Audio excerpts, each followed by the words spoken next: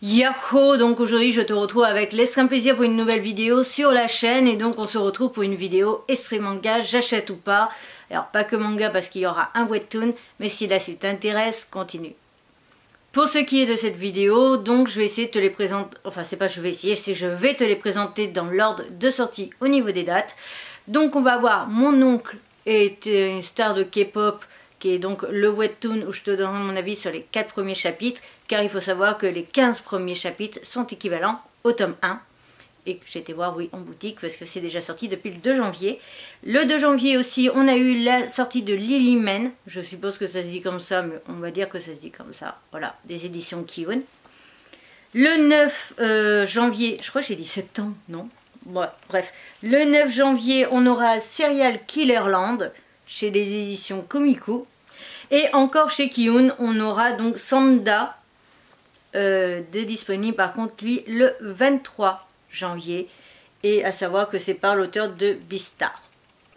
Donc si, une fois de plus, si la suite t'intéresse, continue. Je vais donc les présenter dans cet ordre-là pour ce qui est de la vidéo. Pour ce qui est donc de Mon oncle est une star de K-pop, je n'aurai pas le résumé officiel à te lire parce que je n'ai pas pensé tout simplement à faire le screen, mais tu auras sûrement à côté de moi.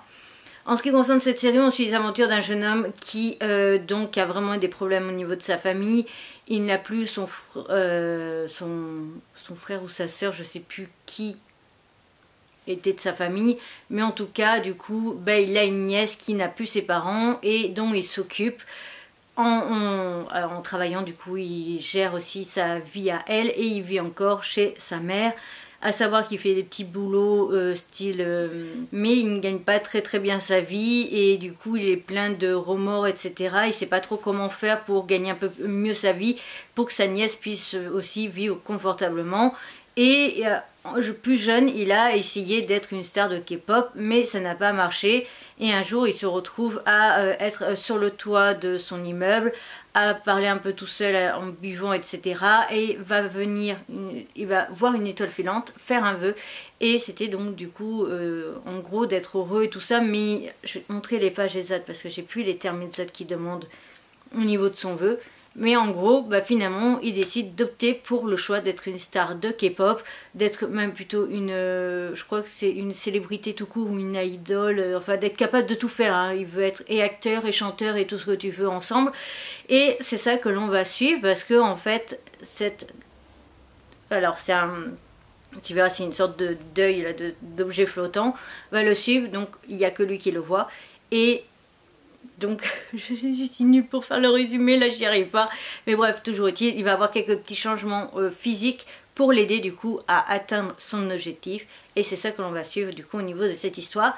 Pour l'instant, moi où j'en suis, donc il a commencé à cette les modifications corporelles et tout ça, on voit que il faut aussi que lui-même travaille pour améliorer certaines parties, sinon il n'y arrive pas que par magie, donc ça c'est déjà pas mal.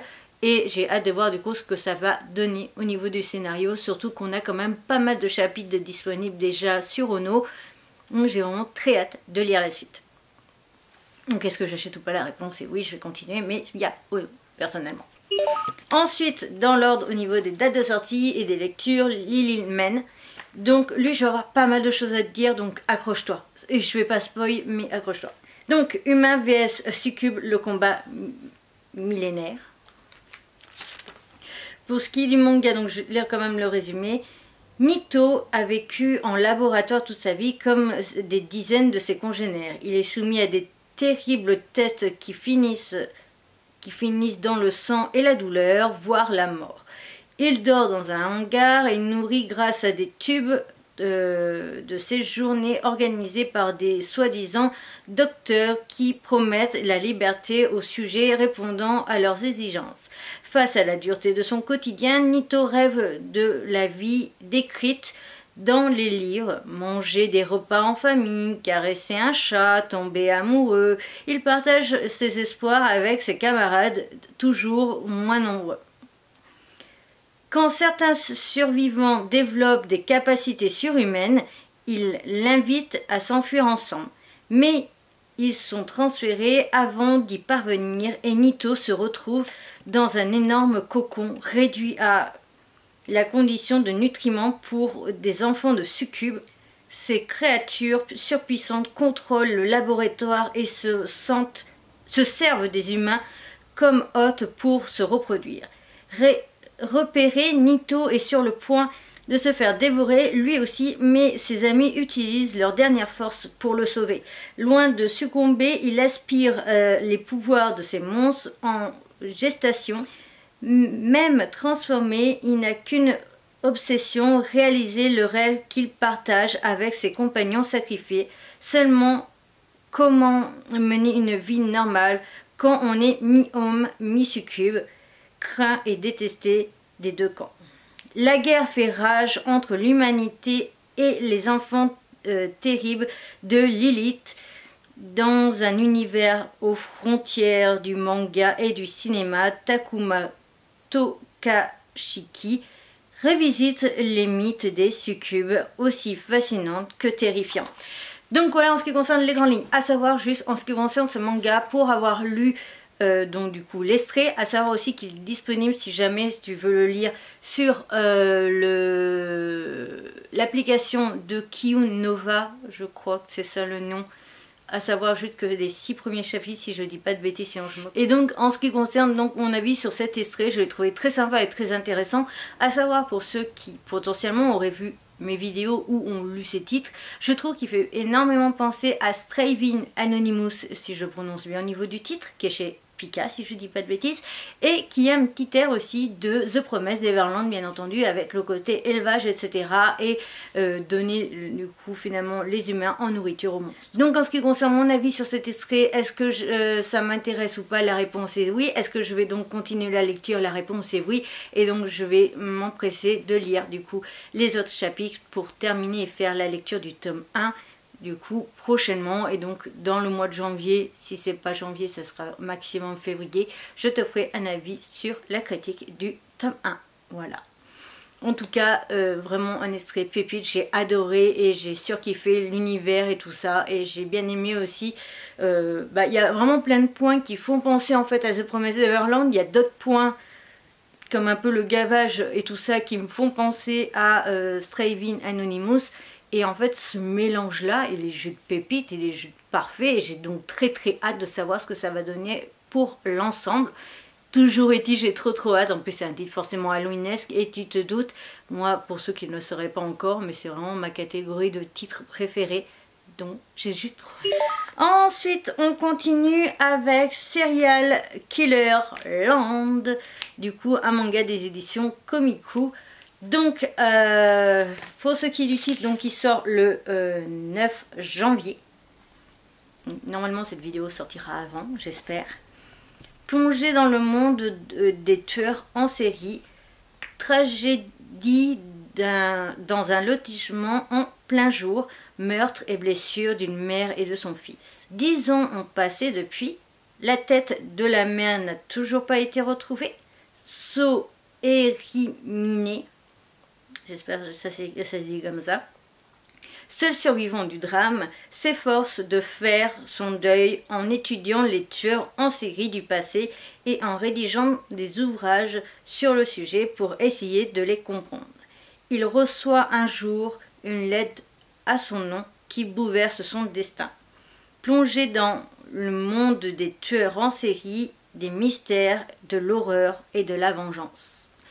Donc, on suit les aventures de So, éliminé, donc on va dire So, qui est un jeune homme ou enfant vraiment très jeune, on le voit sur les premières pages, a donc été victime d'un tueur en série qui a tué sa mère et qui a décapité la tête de sa mère et on n'a jamais retrouvé la tête. 10 ans plus tard, du coup, on le voit une fois plus grand, à l'école, etc. Et on voit en fait que sa passion actuelle est d'écrire des livres et d'écrire du coup des livres de tueurs, plus de se renseigner un max sur les tueurs en série, passé, présent et tout ça. J'allais dire futur, mais non forcément. Mais voilà, tout cet univers-là. Et on va aussi voir qu'il reçoit une drôle de lettre.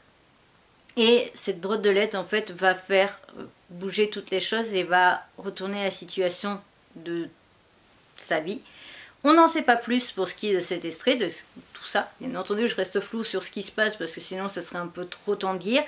Mais on sent que du coup, il n'aurait peut-être pas dû toucher à cette lettre. et que à cause de ça, sa vie va basculer. Pour ce qui est de l'histoire, alors au niveau juste de la qualité de dessin, elle est plutôt sympa, mais c'est pas trop mon délire non plus, hein, c'est vraiment pas le truc que j'adore le plus. Mais honnêtement, il y a plein de mangas où j'arrive à passer par-dessus et donc à lire quand même les œuvres, etc. Je le trouve plutôt pas mal, les Stray, mais honnêtement, je ne le lirai pas. Je ne pense pas le lire. Désolée, je suis un bug. Donc je ne pense absolument pas le lire, tout simplement de par le fait que l'ensemble ne m'a pas totalement convaincue. J'aime bien l'idée, je comprends l'idée, je comprends totalement, mais ça ne m'a pas convaincue et ça ne m'a pas donné envie d'aller plus loin. Certes, il y a quand même ce petit truc de se dire, ah ouais, mais c'est quoi du coup, qu'est-ce qui... on nous en donne pas suffisamment pour savoir ce qui s'est réellement passé avec cette lettre et ce que je t'explique qui va tout changer. Mais ben, moi, j'ai pas ressenti cette envie d'aller plus loin et de découvrir plus. Pourtant, les mangas de Kominku, côté comme ça, un petit peu assassin et tout ça, sont plutôt pas mal d'habitude.